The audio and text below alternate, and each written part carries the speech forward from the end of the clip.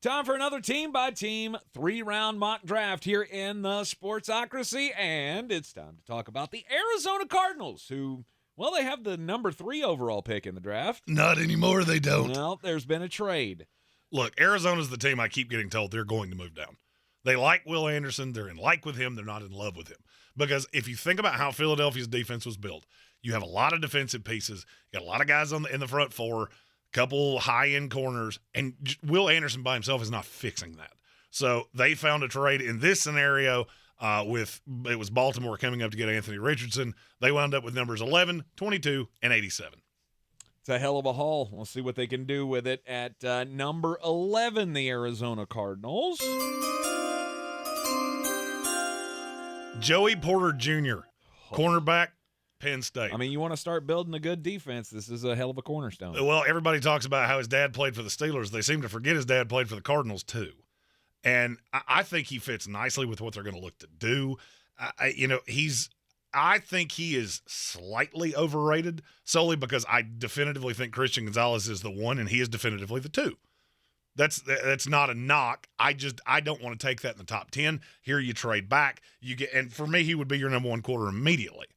You're just going to have to know that he's not a Sauce Gardner where he's going to come in here and be the best corner in the NFL in his rookie year. It's hard to expect that every single year, and you had 2 of them last year. This kid will come in and be the 1 immediately, will get better over time, and I think he projects as a top 15 corner in the NFL.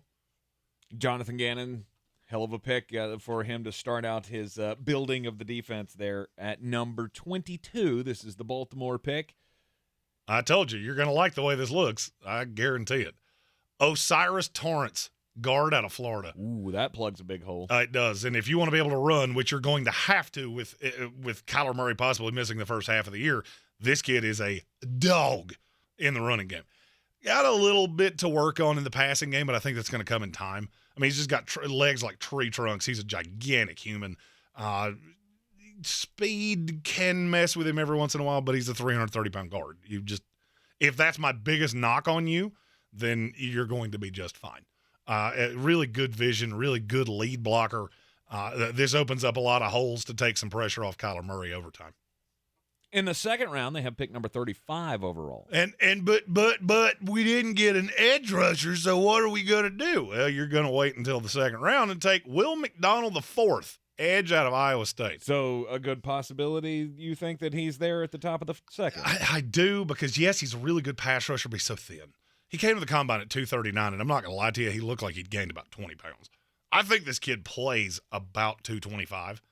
Years ago, he would have been a third-round pick, Elvis Dumerville type who comes in and see ball, get ball. That's all he can do. Right. That's his floor. There is a possibility that he can bulk up a little bit and be better against the run. He wasn't bad against it in college. The problem is that he's playing the Big 12 where you get linemen that are 270 pounds.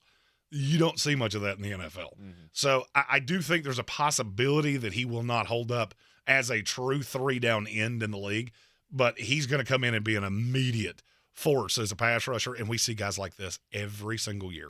The Mel Kiper thing that he's going to go 8, that is stupid. But could he get sniped by one of those teams at the back end of the first? He could. But if he's there on the board for Arizona, you have now crushed 3 picks. Absolutely. 3 picks coming up in the third round for the Cardinals after the trade. Number 67 overall. Devin Achane, running back out of Texas A&M. Now, it looks like they're just cherry-picking a Madden team here. He's real fast. But he's also real little. He's 5'8", $188, I think is what he came in at the combine. 4.32 speed, ridiculously fast. I would like him to be a better receiver than I saw at Texas A&M, but I think he has the ability to do that. It's just Jimbo Fisher, for whatever reason, has never been able to develop running backs as pass catchers. And this is one of those low-key picks that I think he's going to last longer than people think, which is I think this is the high side of his range, to be really honest with you. And he's going to wind up as a one-cut back, spell back early, second back in a committee, and over time you'll just realize this kid's really, really talented. At number 87 overall. Carl Brooks, defensive tackle out of Bowling Green. The body is right. 6'3", 303. The problem is he's not nearly as strong as I want him to be. So I'm not sure that he's not a 3-4 defensive end. But I'm projecting here. But what I saw on tape at Bowling Green, he was the best player on the field routinely. Then he didn't get an invite to the combine, and I still can't really figure that out. This kid's one of the 100 best players in this draft. I don't think it's even debatable. He's a tweener.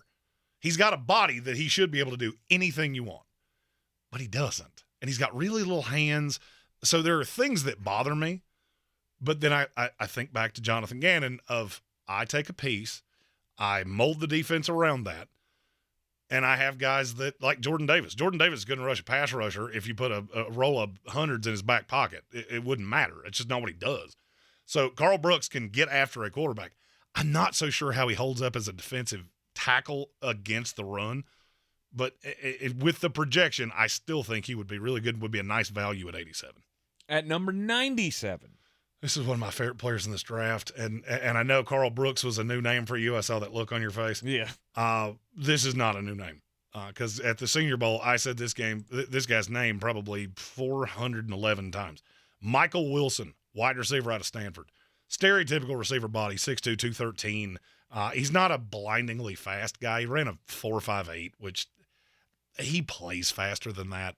He's not track fast. He's never going to be Hollywood Brown. And he had some drop issues, but he gets open. The thing that bothers me is that you had Elijah Higgins, him, and Tanner McKee, and that passing offense was never, I would say, never even good.